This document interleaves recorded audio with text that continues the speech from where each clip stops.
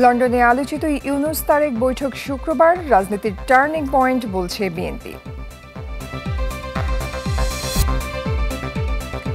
জুলাই গণঅভ্যুত্থানে একের পর এক মিথ্যে মামলা, নেপথ্যের প্রতারক চক্রের সন্ধান পেল চ্যানেল 24।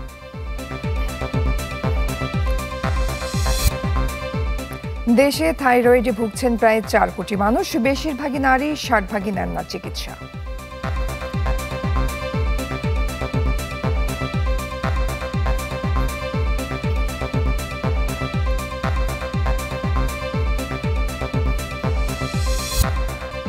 আমন্ত্রণ চ্যানেল 24-এর সকাল 7টার খবরে। শুনছিলেন প্রেসিডেন্সি ইউনিভার্সিটি সংবাদ শিরোনামগুলো। আপনাদের সাথে আছি আমি রোকসানা জয়ী। আরএফএল কিচেন সেট, স্বাস্থ্যকর কিচেনের চিরস্থায়ী সমাধান। 4 দিনের সরকারি সফরে যুক্তরাজ্য পৌঁছেছেন প্রধান উপদেষ্টা ডক্টর মোহাম্মদ ইউনূস। হিথ্রো বিমানবন্দরে তাকে উষ্ণ অভ্যর্থনা জানান ব্রিটিশ রাজার প্রতিনিধিরা। হোটেল ফেরার পথে রাস্তার দুধারে অভিবাদন জানায় প্রবাসী বাংলাদেশিরা। 4 দিনের সফরে মঙ্গলবার স্থানীয় সময় সকাল 7টায় লন্ডন পৌঁছান প্রধান উপদেষ্টা ডক্টর মোহাম্মদ ইউনূস। তাকে স্বাগত জানান যুক্তরাজ্যে নিযুক্ত বাংলাদেশের হাই কমিশনার আবিদা ইসলাম ও ব্রিটিশ রাজার প্রতিনিধিরা। বিমানবন্দর থেকে এরপর দ্য ডরচেস্টার হোটেলে ওঠেন প্রধান উপদেষ্টা। ভোর থেকেই যার সামনে অবস্থান করছিলেন প্রবাসী বাঙালিরা।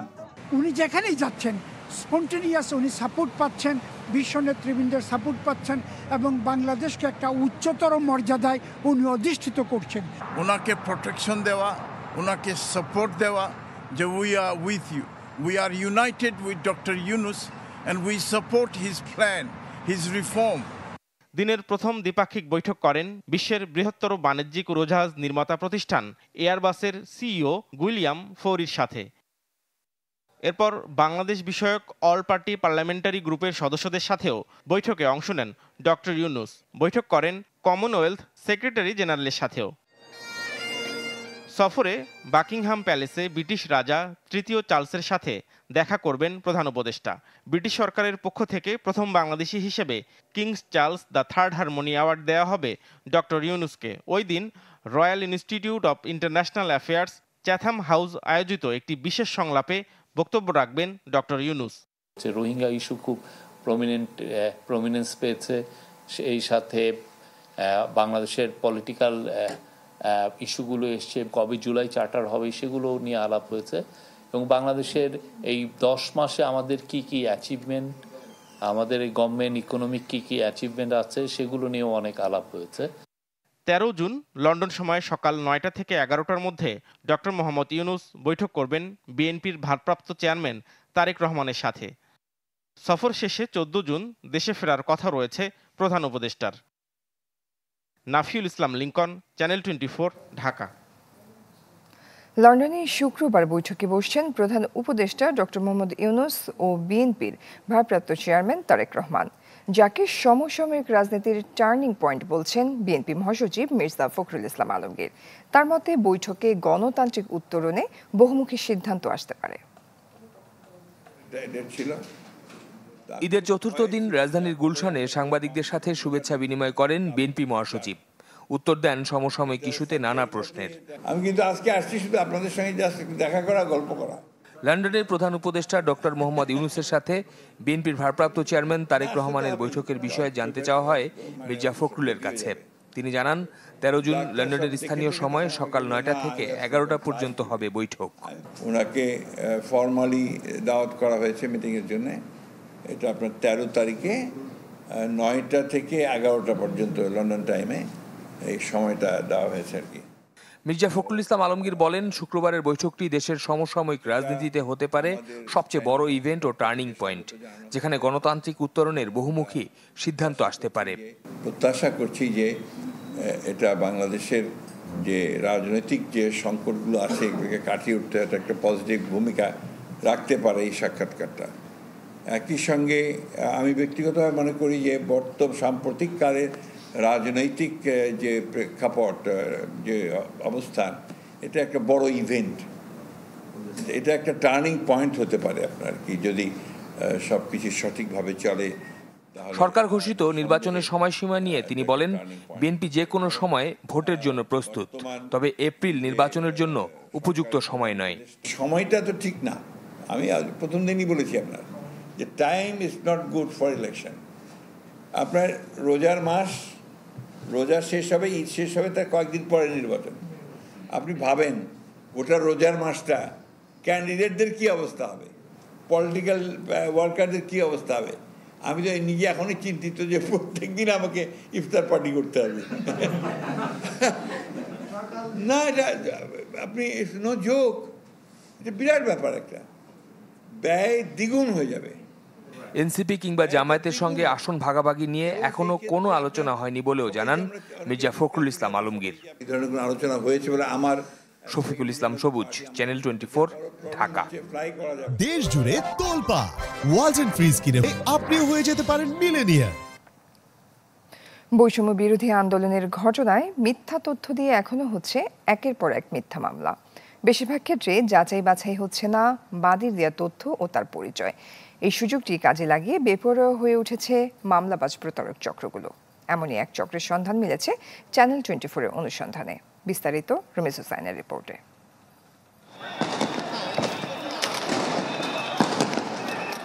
জুলাই আগস্টের গণ অভ্যুত্থানে যাত্রাবাড়ি যেন ছিল এক রণক্ষেত্র।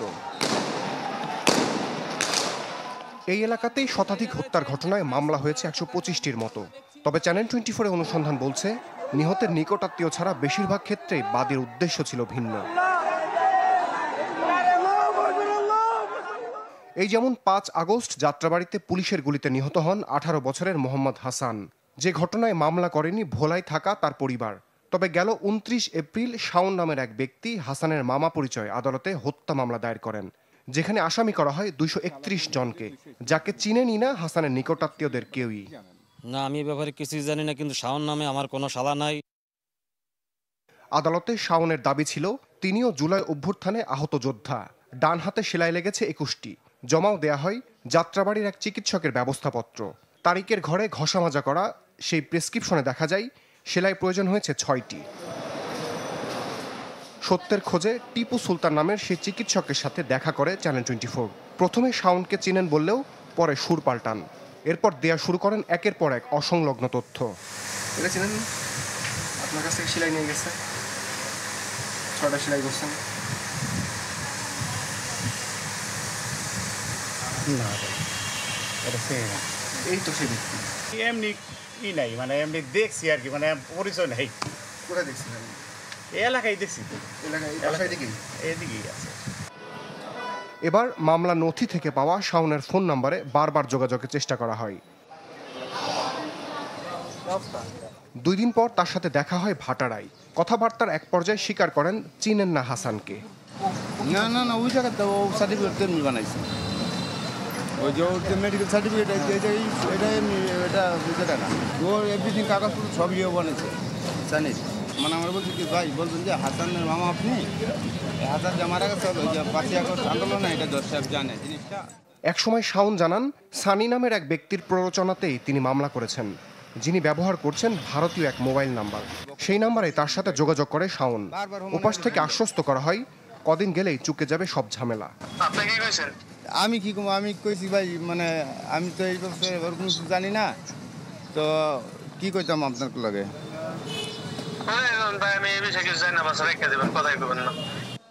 সানির সাথে এবার যোগাযোগের চেষ্টা করে চ্যানেল 24, তবে পরিচয় জেনে আর কথা বলেনি সে। আসসালামু আলাইকুম সানি ভাই। রমেশ হুসাইন, চ্যানেল 24, ঢাকা। সেলফি আপু, এখন কিছু খাওয়াও। এখন ইভিনিং এ চরম ক্রেভিং, চাই কিছু এক্সাইটিং, মিস্টার নুডলস হয় কুকিং, টেস্টটা হয় amazing, mister noodles amazing test, mister noodles enjoy the best, mister noodles amazing test, mister noodles, mister noodles, mister noodles. দেশের প্রায় 4 কোটি মানুষ ভুগছেন কোনো না কোনো থাইরয়েড জনিত সমস্যায়। আক্রান্তদের প্রতি 7 জনের 5 জনই নারী, যাদের 60 ভাগই রয়েছেন চিকিৎসার বাইরে। এমন তথ্য বাংলাদেশ মেডিকেল বিশ্ববিদ্যালয়ের। সময় মতো চিকিৎসা নিলে এই রোগ নিয়ন্ত্রণ করা সম্ভব বলছেন বিশেষজ্ঞ চিকিৎসকরা। স্বাধীন ইসলামের ক্যামেরায় জিনিয়া কবি সূচনার রিপোর্ট। নুসরাত মিষ্টি, বয়স ৩৫ বছর। পরপর ৩ বার গর্ভপাত হয়েছে তার, তবে কারণ খুঁজে পাচ্ছিলেন না। চিকিৎসকদের নানা পরীক্ষা নিরীক্ষার পরে জানতে পারেন থাইরয়েড জনিত রোগে আক্রান্ত তিনি। আমার আগে যেমন অস্থিরতা কাজ করতো না, যেমন আমি একা সবখানেই যেতাম, কিন্তু এখন একা গেলে কেমন যেন একটা ভয় কাজ করে। যেমন আমার বেবিকে নিয়ে কোথাও যাব, মানে একজনকে আমাকে সাথে নিতে হয়। হঠাৎ করে এমন ক্লান্তি, মেজাজের ওঠানামা, ওজন বেড়ে যাওয়া কিংবা কমে যাওয়া আর চুল পড়ার মতো নীরব পরিবর্তনের পেছনের কারণ শরীরের ছোট্ট একটি গ্রন্থি থাইরয়েড। ছোট হলেও বিপুল প্রভাব ফেলে শারীরিক ও মানসিক স্বাস্থ্যে। আমি একজন থাইরয়েড রোগী, কিন্তু আমার মাথাও কখন আসে নাই যে আমার বাচ্চার হতে পারে। আমি যখন আজকে এখানে আসলাম ফার্স্ট, তো কিছু সিমটম শুনে আমার কাছে মনে হলো যে আমার বেবিরও হয়তো বা এটা থাকতে পারে। প্রত্যেকটা কিছুতে আমি ভুগতেই থাকি, বা ঠান্ডা আমি চাচ্ছি না, বা আমি গরম সহ্য করতে পারছি না, একটার পর একটা লেগেই আছে। শুনছি যে থাইরয়েড একটা মেয়েদের রোগ, মহিলাদের রোগ, কিন্তু আসলে পুরুষের যে থাইরয়েড হয় এটা আমি বাংলাদেশ মেডিকেল বিশ্ববিদ্যালয়ের গবেষণা বলছে দেশের মোট জনসংখ্যার প্রায় 4 কোটি মানুষ থাইরয়েড সমস্যায় ভুগছেন, যা মোট জনসংখ্যার 20%-এরও বেশি। আক্রান্তদের মধ্যে প্রতি 7 জনের মধ্যে 5 জনই নারী। এর মধ্যে 60% জানেনই না তারা থাইরয়েডে আক্রান্ত। অন্যদিকে প্রতি 2300 শিশুর মধ্যে একটি শিশু জন্মগত থাইরয়েড সমস্যায় ভুগছে। বিশেষজ্ঞ চিকিৎসকরা বলছেন নিয়মিত চিকিৎসায় এই রোগ নিয়ন্ত্রণ করা যায়, আর চিকিৎসা না নিলে হতে পারে মৃত্যু। থাইরয়েড রোগ এটা হলো একটা নীরব ঘাতক। যদি থাইরয়েড ক্যান্সার হয় আর সেই ক্যান্সার যদি ম্যালট্রিটেড হয় বা জানা না থাকে, তাহলে কি হবে? থাইরয়েড ক্যান্সারটা ছড়িয়ে যাবে।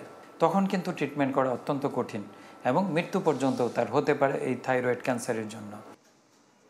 জন্মের পরপর, বয়সন্ধিকালে, গর্ভধারণের আগে এবং বয়স 40 হওয়ার পর থাইরয়েড পরীক্ষার পরামর্শ এই বিশেষজ্ঞ চিকিৎসকের। কি কি কারণে থাইরয়েড হয় এই সমস্ত তথ্যগুলো যদি আমরা জানাতে পারি এবং আমরা স্ক্রিনিংয়ের আওতায় আনতে পারি, তখন এই থাইরয়েডকে আমরা প্রিভেন্ট করতে পারবো। এবং সেই সাথে থাইরয়েড রোগ যদি হয়েই যায়, সেক্ষেত্রে আমরা কিন্তু প্রতিকারের জন্য যদি আর্লি ব্যবস্থা নেই, তাহলেই আমাদের এই প্রতিকার বা প্রতিরোধ দুটাই সম্ভব। জিনিয়া কবির সূচনা, চ্যানেল 24, ঢাকা। সংবাদের এই পর্যায়ে একটি বিরতি নিচ্ছি, ফিরছি একটু পর, সাথে থাকুন।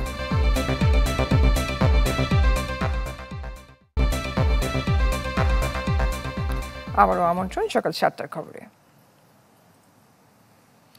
ঈদ পরবর্তী ফিরতি যাত্রায় বাড়তি ভাড়া আদায় ও ফিটনেসবিহীন গাড়ির বিরুদ্ধে অভিযান চালিয়েছে যৌথ বাহিনী। গেল রাতে রাজধানীর উত্তরার বিএনএস সেন্টারের কাছে এই অভিযান পরিচালনা করে সেনাবাহিনীর 6 স্বতন্ত্র এডিবি গ্রেডের অধীনস্থ উত্তরা আর্মি ক্যাম্প ও ট্রাফিক পুলিশ। এতে বাড়তি ভাড়া আদায়, ফিটনেসবিহীন গাড়ি ও লাইসেন্সবিহীন চালকদের বিরুদ্ধে 11টি মামলা ও জরিমানা করা হয়। আইনশৃঙ্খলা বহির্ভূত কর্মকাণ্ড প্রতিহত করতে এই ধরনের অভিযান নিয়মিত চলবে বলে জানায় সেনাবাহিনী।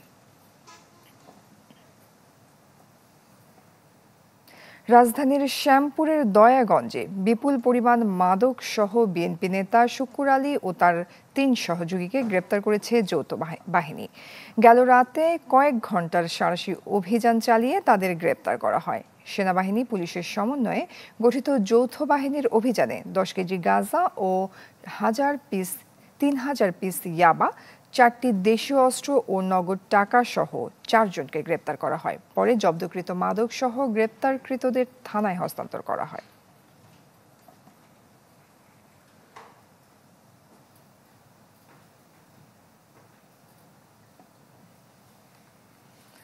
দেশে বাইরের খবর। ট্রাম্পের অভিবাসন নীতি বিরোধী বিক্ষোভে উত্তাল লস অ্যাঞ্জেলেস। নতুন করে বিক্ষোভ হয়েছে ডালাস শহরে। পরিস্থিতি নিয়ন্ত্রণে ন্যাশনাল গার্ড সহ মোতায়েন করা হয়েছে 700 মেরিন সেনা, যার বিরোধিতা করে ট্রাম্পের বিরুদ্ধে মামলা ঠুকেছে রাজ্য প্রশাসন। অভিবাসন নীতি বিরোধী বিক্ষোভে চতুর্থ দিনের মতো উত্তাল যুক্তরাষ্ট্রের লস অ্যাঞ্জেলেস। নিরাপত্তা বাহিনীর সাথে আন্দোলনকারীদের সংঘর্ষে রণক্ষেত্র পশ্চিমাঞ্চলীয় অঙ্গরাজ্যের দ্বিতীয় প্রধান এই শহর। অলিতে গলিতে হচ্ছে জ্বালাও পোড়াও, চলছে ধাওয়া পাল্টা ধাওয়া। নিরাপত্তা বাহিনীর লাঠিচার্জ আর টিয়ার শেলের বিপরীতে ইট পাটকেল ছুড়ছেন আন্দোলনকারীরা। এটা আমেরিকা নয়, গণতন্ত্র নয়। আমাদের ভয় দেখাতে প্রেসিডেন্ট এখানে সাজোয়া যান, গ্রেনেড, রাইফেল নিয়ে এসেছে। তবে আমরা ভীত নই, লড়াই চালিয়ে যাব। বিক্ষোভ দমাতে কয়েক হাজার ন্যাশনাল গার্ড সহ 700 মেরিন সদস্য মোতায়েন করেছেন প্রেসিডেন্ট ডোনাল্ড ট্রাম্প। অসাংবিধানিক এমন সিদ্ধান্তের বিরোধিতা করে ট্রাম্পের বিরুদ্ধে মামলা করেছে ক্যালিফোর্নিয়া অঙ্গরাজ্যের প্রশাসন। আসামি করা হয়েছে ডোনাল্ড ট্রাম্প, যুক্তরাষ্ট্রের প্রতিরক্ষা মন্ত্রী পিট হেগসেথ এবং প্রতিরক্ষা মন্ত্রণালয়কে। আমাদের এই আন্দোলন দমাতে ন্যাশনাল গার্ডের কোনো প্রয়োজন ছিল না। তারা এখানে অবস্থান করায় আমরা নিরাপদ বোধ করছি না। ন্যাশনাল গার্ডদের তাদের কাজে ফিরিয়ে নেওয়া উচিত। নথিবিহীন অভিবাসীদের প্রতি সংহতি জানিয়ে বিক্ষোভ ছড়িয়ে পড়েছে অন্য অঙ্গরাজ্যগুলোতেও। নতুন করে ডালাসে জড়ো হয়ে বিক্ষোভ শুরু করেছেন আন্দোলনকারীরা। নথিবিহীন অভিবাসীদের আইনি সহায়তা প্রদানকারী সংস্থা এল মুভিমিয়ন্তর ডাকে শুরু হয় বিক্ষোভ। 20 জানুয়ারি শপথ গ্রহণের পর অবৈধ অভিবাসী উচ্ছেদ এবং নথিবিহীন অভিবাসীদের ফেরত পাঠাতে মরিয়া হয়ে ওঠেন ট্রাম্প। এরপরই শুরু হয় অবৈধ অভিবাসী আটক ও ধরপাকড়। তবে লস অ্যাঞ্জেলেসে অভিযান শুরুর পরই অভিবাসীদের বাধার মুখে পড়ে মার্কিন প্রশাসন। ওয়ালিউল্লাহ ফারুক, চ্যানেল 24। ইসরায়েলের দুই উগ্র অতি ডানপন্থী মন্ত্রী ইতামার বেন-গভির এবং বেজালেল স্মোট্রিচের ওপর নিষেধাজ্ঞা জারি করেছে যুক্তরাজ্য। এর ফলে তারা দেশটিতে প্রবেশ করতে পারবেন না এবং সেখানে তাদের সব ধরনের সম্পদ জব্দ করা হবে। মঙ্গলবার ব্রিটিশ পররাষ্ট্রমন্ত্রী ডেভিড ল্যামি এই নিষেধাজ্ঞা ঘোষণা করেন। বলেন, ইসরায়েলি অর্থমন্ত্রী স্মোট্রিচ এবং জাতীয় নিরাপত্তা মন্ত্রী বেন-গভির চরমপন্থী সহিংসতা এবং ফিলিস্তিনে মানবাধিকারের গুরুতর লঙ্ঘনকে উস্কে দিয়েছেন। এদিকে ব্রিটিশ পররাষ্ট্র দফতর এক বিবৃতিতে জানিয়েছে, ঘনিষ্ঠ অংশীদার অস্ট্রেলিয়া, কানাডা, নিউজিল্যান্ড এবং নরওয়ের পাশাপাশি যুক্তরাজ্য স্পষ্ট করছে পশ্চিম তীরে ফিলিস্তিনিদের বিরুদ্ধে ইসরায়েলি বসতি স্থাপনকারীদের ক্রমবর্ধমান সহিংসতা এবং ভয় দেখানো বন্ধ করতে হবে। সংবাদের এই পর্যায়ে আবারও একটা বিরতি নিচ্ছে, ফিরছি একটু পর, সাথে থাকুন।